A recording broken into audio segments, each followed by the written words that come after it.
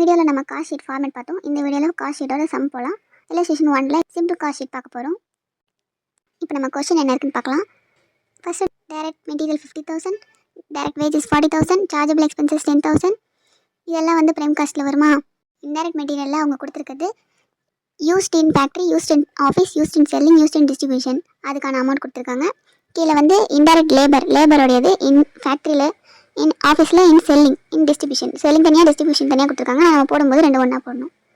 Next indirect expenses relating to factory, relating to office, relating to selling. அதுக்கான amount கொடுத்துருக்காங்க. இப்போ வந்து கொஷினில் பார்த்தாலே தெரியுது மெட்டீரியல், லேபர், எக்ஸ்பென்சஸ். நம்ம ஃபார்மேட்டில் பார்த்தோம்ல, indirect material, indirect labour, indirect expenses. இது மூணுமே வந்து ஓவர் ஹெட் தான். ஆனால் ஃபேக்ட்ரியா இல்லை அட்மினிஸ்ட்ரேஷனா, செல்லிங் டிஸ்ட்ரிபியூஷனா அப்படின்றத நம்ம இப்போ பிரித்து நம்ம ஆன்சர் போட போகிறோம். யூஸ்ட் இன் ஃபேக்ட்ரி அது மெட்டீரியல், லேபரில் இன் ஃபேக்ட்ரி, கீழே எக்ஸ்பென்சஸில் இன் ஃபேக்ட்ரி. இது மூணுமே தான் வந்து ஃபேக்ட்ரி காஸ்ட். ஏன்னா ஃபேக்ட்ரி வந்துச்சுன்னா ஃபேக்ட்ரி காஸ்ட் போட்டுருணும். நெக்ஸ்ட் வந்து ஆஃபீஸ்னு இருக்கா மூணு இடத்துலையும். இன்டைரக்ட் மெட்டீரியலில் ஆஃபீஸ் இருக்குது, லேபரில் ஆஃபீஸ் இருக்குது, எக்ஸ்பென்சஸில் ஆஃபீஸ் இருக்குது. இது மூணுமே தான் வந்து அட்மினிஸ்ட்ரேஷன் ஓவர் ஹெட்ஸ். ஓகேவா?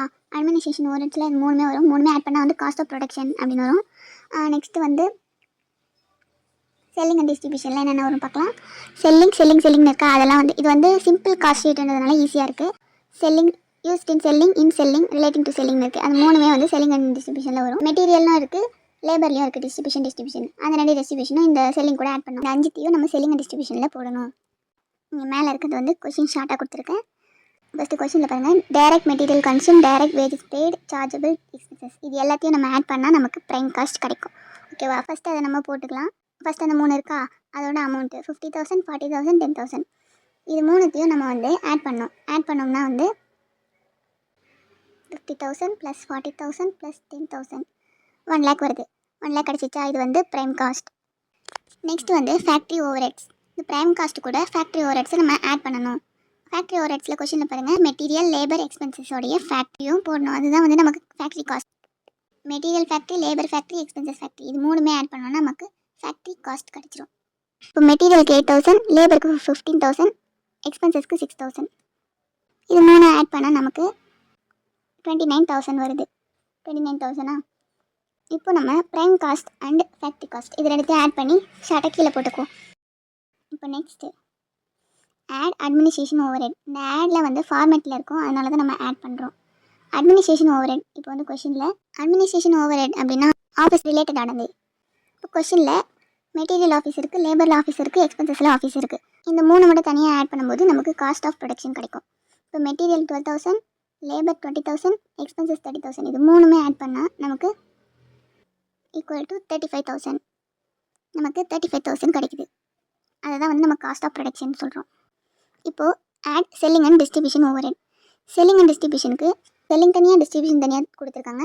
செல்லிங்கில் மெட்டீரியல், லேபர், எக்ஸ்பென்சஸ் மூணுத்துலேயும் வந்து செல்லிங் இருக்குது. மெட்டீரியலில் டிஸ்ட்ரிபியூஷன் தனியாக இருக்குது. வேஜஸ்னாலும் லேபர் தான், லேபரில் வந்து டிஸ்ட்ரிபியூஷன் தனியாக இருக்குது. செல்லிங் அண்ட் டிஸ்ட்ரிபியூஷனில் இப்போ 5 இருக்குது.